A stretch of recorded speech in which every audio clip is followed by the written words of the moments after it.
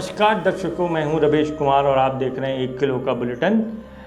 दर्शकों, विश्व में भारत की एक ऐसी चरित्रहीन जो है अभिमा बनाई जा रही है जिससे लग रहा है कि पूरी दुनिया में भारत से बड़ा भंडारी देश कोई हो ही नहीं सकता। लेकिन ये करने के पीछे भारत की जनता जनार्दन बिल्कुल नहीं है।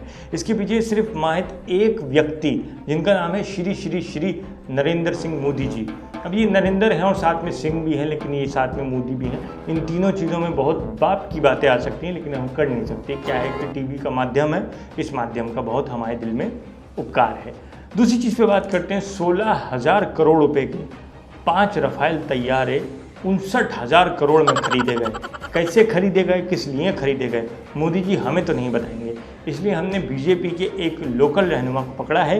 ये एक बहुत बड़े अपने अंदर तो बहुत बड़ी फिल्म है, लेकिन ये फिल्म कितनी देर चलती है ये देखते हैं। कार्य अध्यक्ष महोदय मुंबई से श्री लुल शर्मा जी। नमस्कार लुल शर्मा जी। नमस्कार रमेश बाबू, नमस्कार।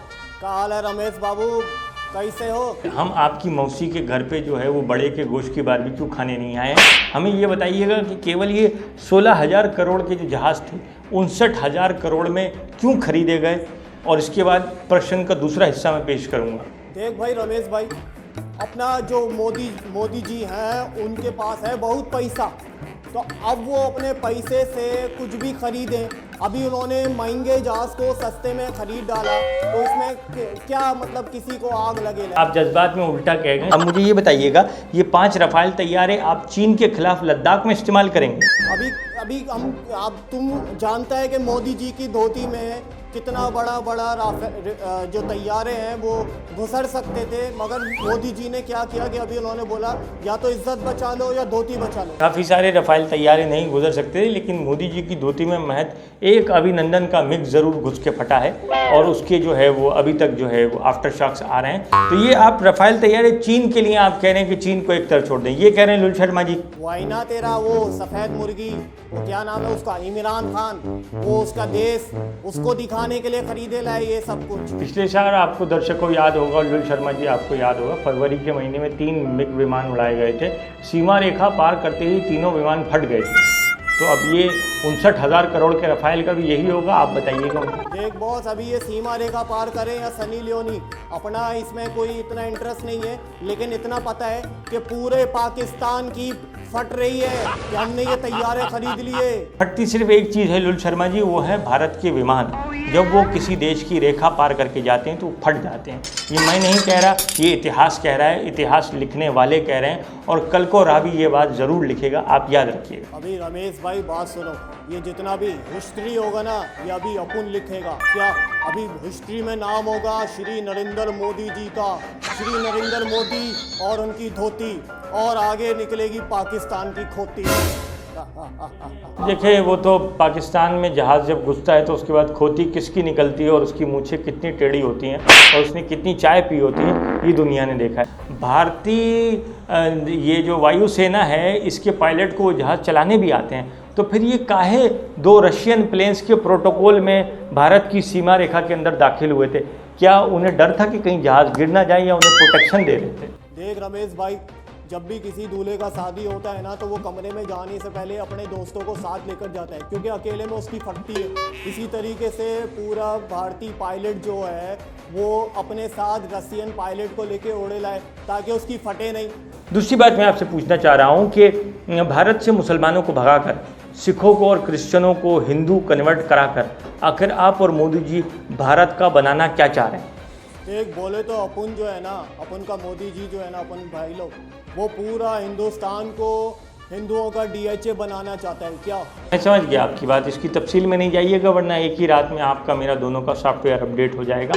अगली बात पूछूं, बाबरी मस्जिद को तोड़ा गया, शहीद किया गया, उसके बाद कहा गया यहाँ राम मंदिर बनेगा, और अब अभी हाल ही में मोदी जी ने एक और भंड मार दिया। वो कह रहे हैं कि सोमनाथ का मंदिर इस का हम नाम रखेंगे सोमनाथ।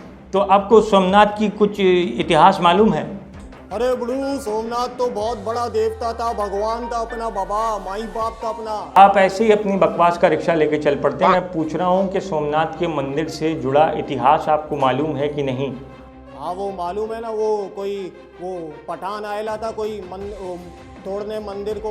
महमूद गजनवी की बात कर रहे हैं। हाँ वही तुम लोगों की वो होगा ना, वो महमूद गजनवी। हम लोगों का नहीं होगा, वो पठान थे, वो अगवान थे। हम बिहारी हैं, बिहार में से कभी अगवानी नहीं निकलता। तो इस बात को ज़रा समझिएगा कि वो 17 मरतबा आए थे और उस ज़माने में हथियार भी इतने और सुलन स्वचालन भी इतने अच्छे नहीं होते थे जितने आज हैं।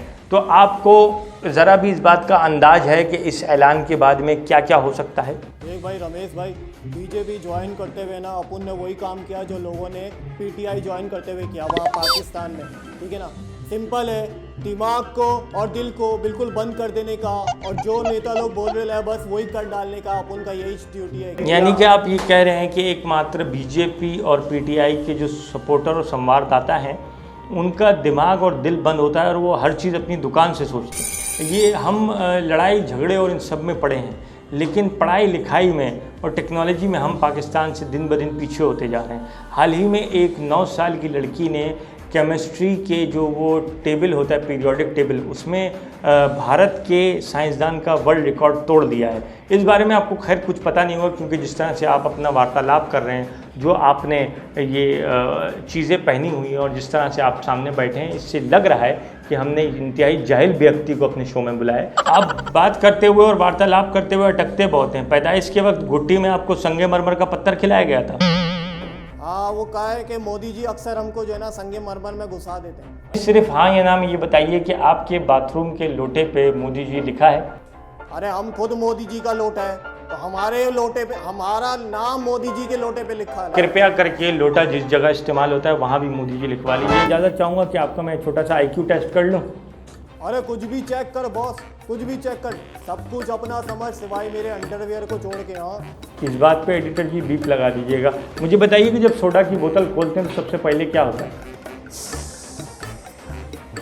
गलत उत्तर दिया है आपने। 2 चीज़ें होती हैं, सबसे पहले आवाज़ आती है ऐसे पक करके, दूसरा आपकी सोडा की बोतल में गैस बहुत कम है, आपने किया उसमें आवाज़ आती है। दूसरा प्रश्न आपसे कर रहा हूँ, रात सवेरे जब आप सो रहे हों और कान के ऊपर मच्छर भिनभिनाए तो क्या करेंगे? डिस्टर्ब नहीं कर अभी। शर्मा जी, बहुत बहुत शुक्रिया कि आपने अपना वक्त निकाला। वैसे तो आप वैसे ही शक्ल से फारिग आदमी लग रहे हैं, लेकिन फिर भी आपका बहुत बहुत धन्यवाद। जनता जनार्दन है और जनता ने ये जान लिया कि भारत में क्या हो रहा है, पाकिस्तान के लोगों ने भी ये जान लिया कि वहाँ क्या हो रहा है। कमेंट्स में बताइएगा, चैनल को सब्सक्राइब ज़रूर कीजिएगा ताकि हम चीज़ों को और आगे कितनी गहराई में दिखा सकते हैं। रमेश कुमार को इजाज़त दीजिए। अस्सलाम वालेकुम।